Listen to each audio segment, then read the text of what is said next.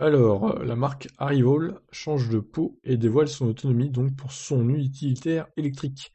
Différent du prototype, l'Arrival Van prépare son entrée sur le terrain des fourgons électriques en 2022 avec une autonomie allant jusqu'à 340 km.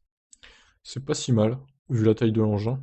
Après le proto de 2017, l'heure est au réel. Startup comptant s'imposer dans le secteur des utilitaires électriques, Arrival présente la version de série de son van. Son modèle, un grand fourgon de catégorie L3 H3, évolue. L'avant devient incliné tout en réduisant le porte-à-faux, mais le véhicule garde ses phares singuliers et une vaste cabine épurée et lumineuse. Concernant l'accès, les portes sont coulissantes tandis que le plancher reste bas malgré les batteries. Pour le moment, Arrival détaille les chiffres d'une seule carrosserie de 5,79 m. Le volume utile y serait de 14 m3, la charge utile atteignant jusqu'à 2 tonnes.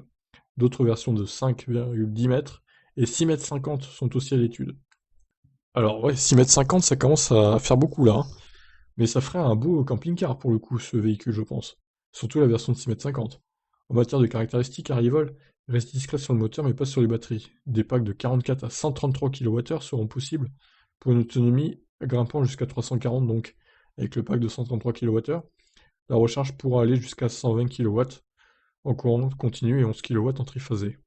Alors 120 kW c'est un peu faiblard je trouve pour la batterie de 133 kWh, ça fait moins d'un C donc c'est pas terrible quand même.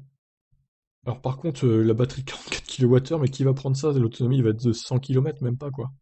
Ça va être ridicule. Bon, peut-être un peu plus, allez, 120, mais pas beaucoup plus, hein. Arrival va lancer son utilitaire électrique sur les routes cet été via des clients bêta. Par contre, la production en série ne démarrera que fin 2022. Elle se mesurera alors aux rivaux du secteur, comme les Mercedes e-Sprinter et Renault Master Z2. Oh, qu'il est nul le Master Z2, qu'il est nul! Le e-Sprinter un peu mieux, mais c'est pas non plus la panacée niveau autonomie. Outre la Rival Van, un bus électrique est aussi en développement. Selon nos informations, l'entreprise planche en plus sur un utilitaire compact, pardon, un minibus ainsi qu'un mini-space électrique. Franchement, on dirait les véhicules de Canoo là. Je sais pas si vous vous souvenez des véhicules Canoo. On dirait le même quoi. C'est pareil.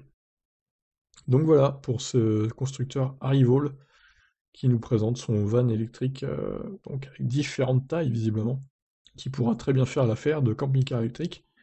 Mais vraiment, c'est ça en fait, c'est un camping-car électrique. Surtout la version de 6,50 m. Bon, les autres versions, ça sera peut-être un peu court pour faire un camping-car, mais la 6,50 m, c'est sûr, ça pourra en faire un.